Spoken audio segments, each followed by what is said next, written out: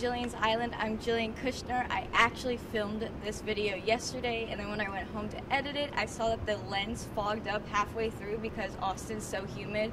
So if y'all see me looking at like the viewfinder a lot, like to the side of the camera, I'm just trying to make sure it's not happening again. But that's Austin, Texas for you, isn't it? Yeah, it is. Okay, let's get right into it. Hook'em TM asks, who leads the teams in sacks this year? This is actually a tough question. I had to think about this one. Last year it was Peter Jenkins, he had 6.5. Behind him was Nashawn Hughes, who had 5.5, and then Bryce Cottrell, who had 4. Those last two guys are still on the team, so I think that they should be able to do it again, right? You would think so. So I might go with Nashawn actually on this one. I think he really showed out last season. He plays so hard, and he's fast, he's really agile. I think he's a really talented player, so I might go with him. First instinct is to say Malik, but I'm not going to do it, y'all. I'm not going to do it. Hook'em TM kind of ran this show, so another question from Hook'em TM. Does our offense go for 45 plus points in a game this year? How many times? Texas did that once last year, and it was in the loss to Texas Tech. Texas had 45 points, but still lost 48 to 45. So does scoring 45 points really mean anything? That's for y'all to decide. Against the Cal, they came close, 44 points.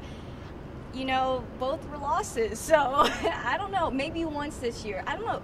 These Big 12 defenses are kind of tough, if y'all have heard, so they don't really like y'all to score like that. So I don't know. I don't think it's going to be some common thing, and clearly it doesn't work when it does happen. So maybe once. I'll give Texas once. They need a quarterback who throws some touchdowns, though. Then it could happen. Shane Buechele. And yet again, Hook'em TM asked, do you think we go to any two-back sets on offense? Yes, I think this is going to happen a lot with Chris Warren and Deontay Foreman.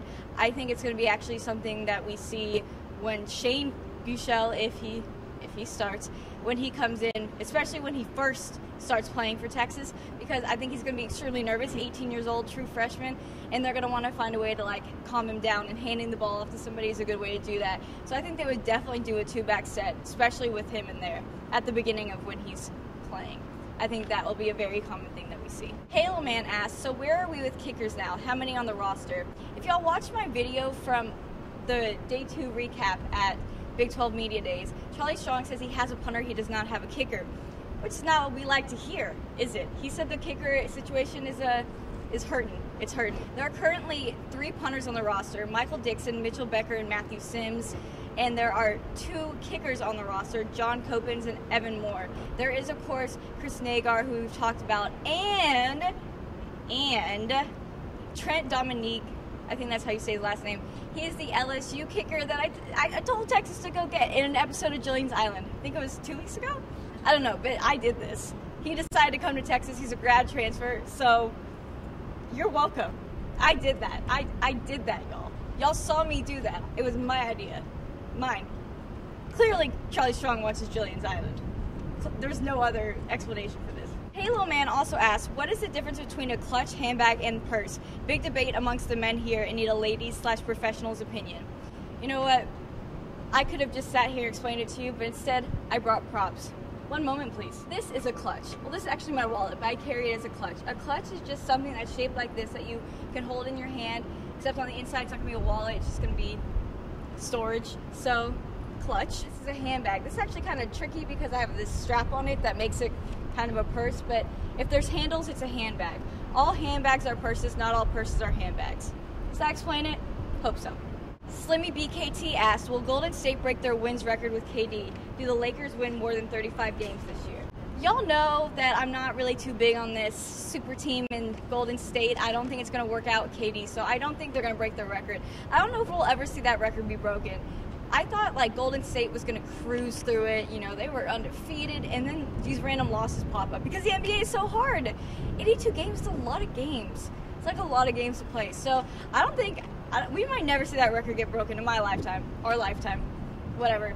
As far as the Lakers, yes, we're going to win more than 35 games. That is pathetic that I even have to say that. I'm speaking it into existence, so it's going to happen. Jareel One asked, do you think Texas will use Duvernay like Florida used Percy Harvin on offense? I hope so. Percy Harvin was just a beast in college and pro, and he retired this past year, which was like really sad for me to see because I think he's so awesome.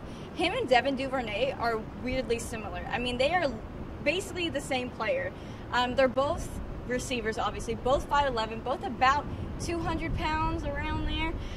They both, Harvin ran a 4.41 in the 40, and Duvernay runs a 4.38 in the 40. So they're literally like the same type of player. So absolutely Texas should use Duvernay like Florida used Percy Harvin. They are the same, they're the same person, basically.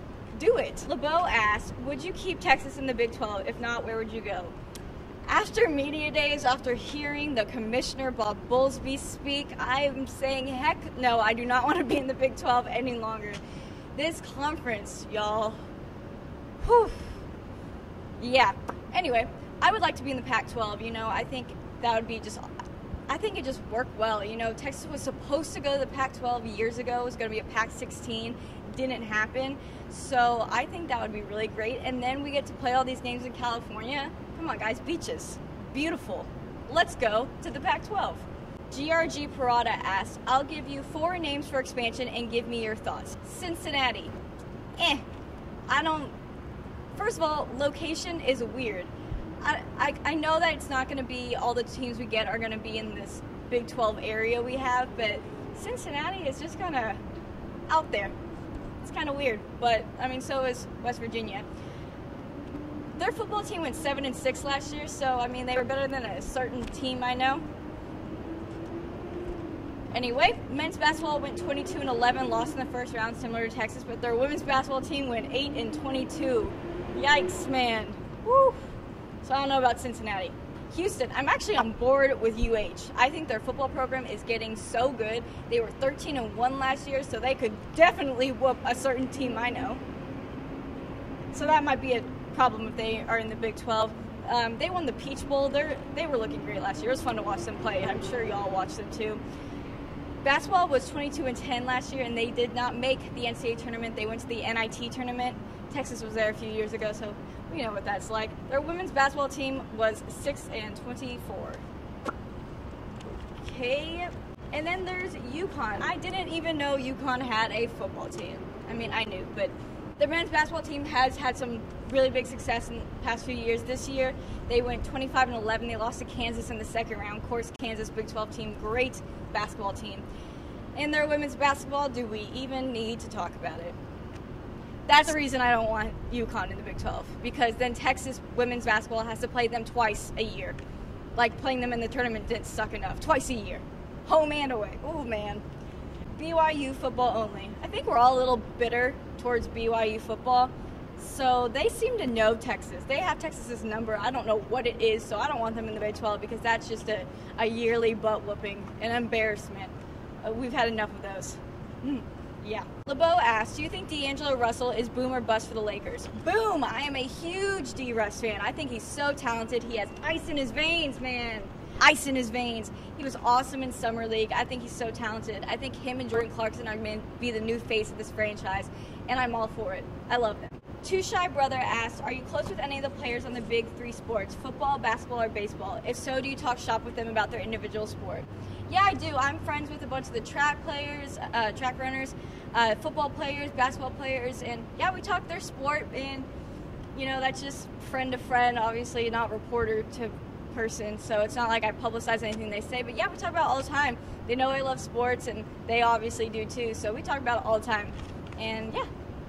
It's fun. It's cool to hear the inside scoop from them. Jarrell one asked, does Texas get out recruited if UH came to the Big 12 conference? Honestly, no. And y'all might be surprised by that, but there's only one University of Texas, and it's this place. You know, UH, they could be as talented as they are, as successful as they are, but it's people still grow up in Texas and they want to go play at the University of Texas. This place means something. Wearing that Longhorn, wearing that Texas across your chest means something. And I don't think UH can ever match that. Anyway, guys, thank you so much for tuning in. I hope this video was as good as the one I filmed yesterday, but it doesn't matter because y'all didn't see it anyway. But hopefully this didn't fog up. I am sweating, it's hot, and I will see y'all next week. Thank you for watching.